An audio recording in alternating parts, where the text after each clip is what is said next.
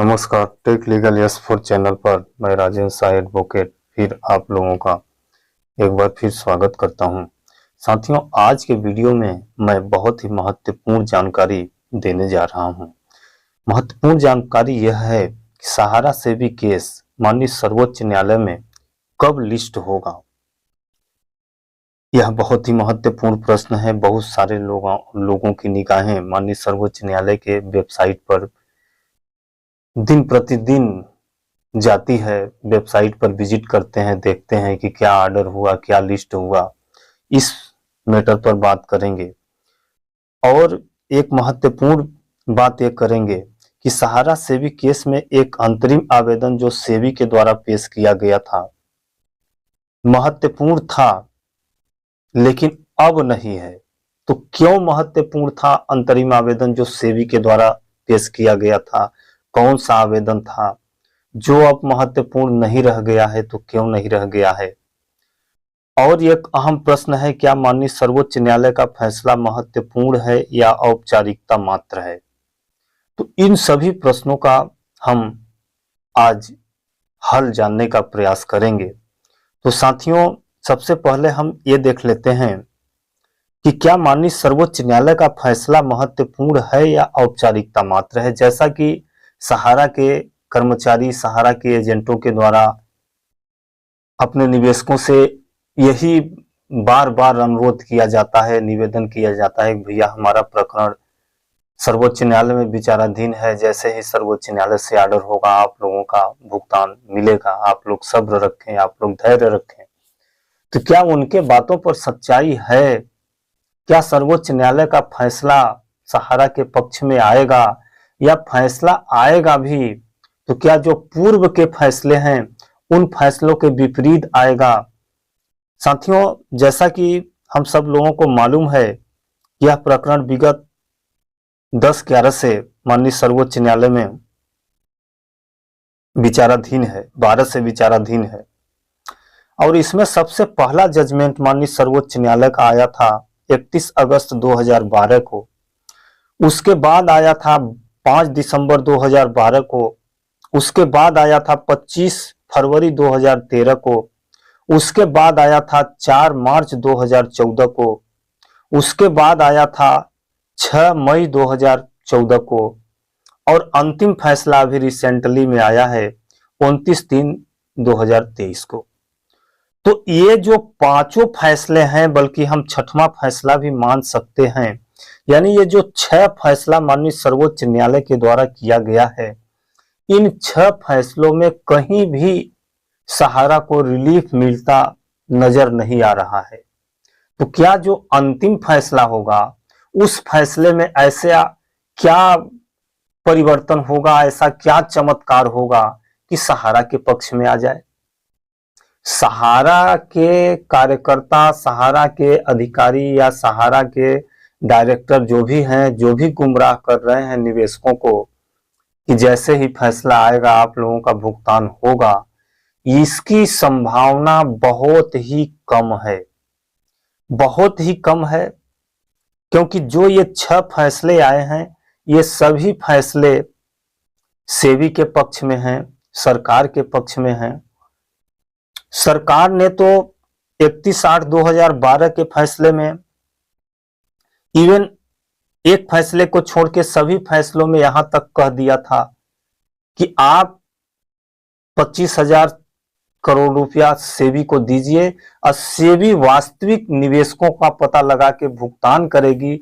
अगर वास्तविक निवेशक नहीं मिलते हैं तो यह राशि जो है सरकार के संचित निधि में चली जाएगी। माने ये पहले ही ऑर्डर हो चुका है कि जो आप राशि देंगे उस राशि का अगर भुगतान नहीं होगा तो वह राशि सरकार के संचित निधि में चली जाएगी। तो अब यह उम्मीद लगाना कि सहारा के फेवर में आएगा, यह संभव नहीं है। और यह फैसला एक औपचारिकता मात्र है। औपचारिकता मात्र इसलिए है क्योंकि वही होगा जो ऑर्डर 6 फैसलों में हुआ है, वही ऑर्डर होगा इसमें। सहारा को दोषी ऑलरेडी मान लिया गया है इन 6 फैसलों में, सहारा दोषी ही रहेगी।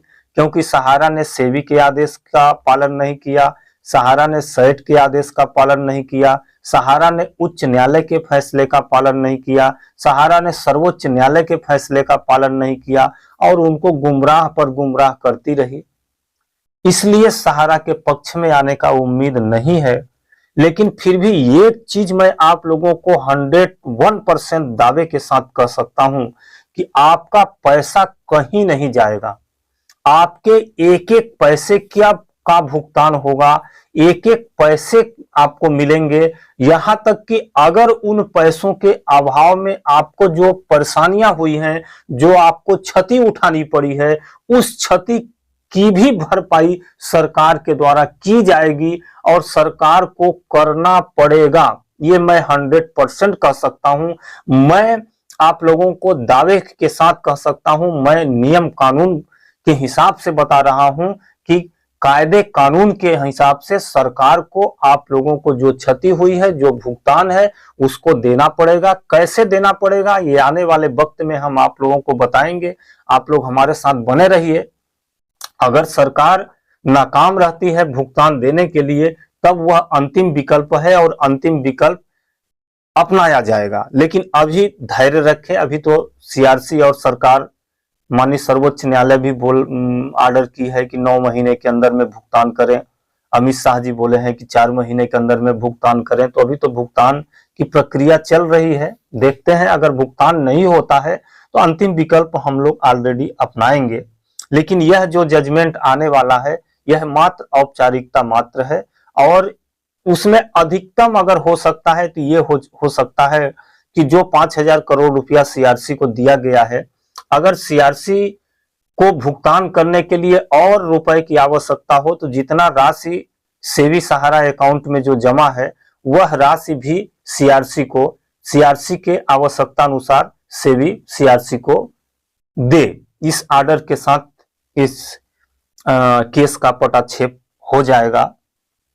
एक हम और महत्वपूर्ण बात जो बताए थे कि जो सेबी के द्वारा एक अंतरिम आवेदन पेश किया गया था, वह महत्वपूर्ण था पहले, लेकिन अब नहीं है 29/3/23 के जजमेंट के बाद। क्योंकि 29/3/23 के जजमेंट में यह माननीय सर्वोच्च न्यायालय ने ही आदेश कर दिया है सेबी को कि सेबी के पास जो पैसा है उसमें से 5,000 करोड़ सीआरसी को दे। यानी कि जो अब सहारा सोसाइटी के निवेशक हैं, सहारा सोसाइटी के निवेशकों का भुगतान की जो राशि है, उस राशि को देने का रास्ता माननीय सर्वोच्च न्यायालय ने अपने 29/3/2023 के जजमेंट में खोल दिया है। और यही आवेदन था सेबी के द्वारा एक अंतरिम पिटीशन फाइल किया गया था और पूछा गया था कि अब हमारे पास कोई लेनदार नहीं है, कोई क्लेम हमारे पास नहीं आ रहे हैं, तो जो हमारे पास ये 15,000 करोड़ रुपया पड़ा है, ब्याज सहित 25,000 करोड़ रुपया होता है, इस रुपए को हम क्या करें? क्या सरकार के संचित निधि में डाल दें, या कि फिर इन रुपए को सहारा को रिटर्न कर दें, या कि फिर सीआरसी को दें? तो इसका आर्डर एक तरह से अगर हम देखें तो माननीय सर्वोच्च न्यायालय के द्वारा 29/3/23 के जजमेंट में कर दिया गया है और उसमें से एक भाग आदेश दे दिया है कि आप सीआरसी को दें। तो एक भाग का आदेश हो गया है तो निश्चित है कि शेष भाग का भी आदेश सीआरसी को ही होगा। इसलिए यह अब महत्वपूर्ण नहीं रह गया है। और अंतिम और महत्वपूर्ण प्रश्न जो हम सब लोगों की निगाह हमेशा माननीय सर्वोच्च न्यायालय की ओर रहती है कि यह केस कब लिस्ट होगा। तो साथियों, यह केस जो है, अब इसमें कोई महत्वपूर्ण प्रश्न, जो महत्वपूर्ण विधिक प्रश्न हो, अगर कोई केस में महत्वपूर्ण विधिक प्रश्न रह जाता है जिसका निर्णय करना आवश्यक रहता है, तो ऐसे प्रकरण को माननीय सर्वोच्च न्यायालय हो, चाहे माननीय उच्च न्यायालय हो, चाहे अधीनस्थ न्यायालय हो, उस प्रकरण को त्वरित से लिस्ट करते हैं, उस पर सुनवाई करते हैं। लेकिन अब इस फैसले में कोई विधिक प्रश्न, कोई सारवान विधिक प्रश्न नहीं रह गया है। इसलिए इस प्रकरण का लिस्टिंग अब जो है वेकेशन के बाद ही होगा। साथियों, जैसा कि आप सब लोगों को मालूम होगा, माननीय सर्वोच्च न्यायालय में 22 मई 2023 से 22 मई से समर वेकेशन हो रहा है और यह वेकेशन लगभग 2 जुलाई तक चलेगा, यानी 3 जुलाई को माननीय सर्वोच्च न्यायालय खुलेगी, 22 मई को बंद हो जाएगी।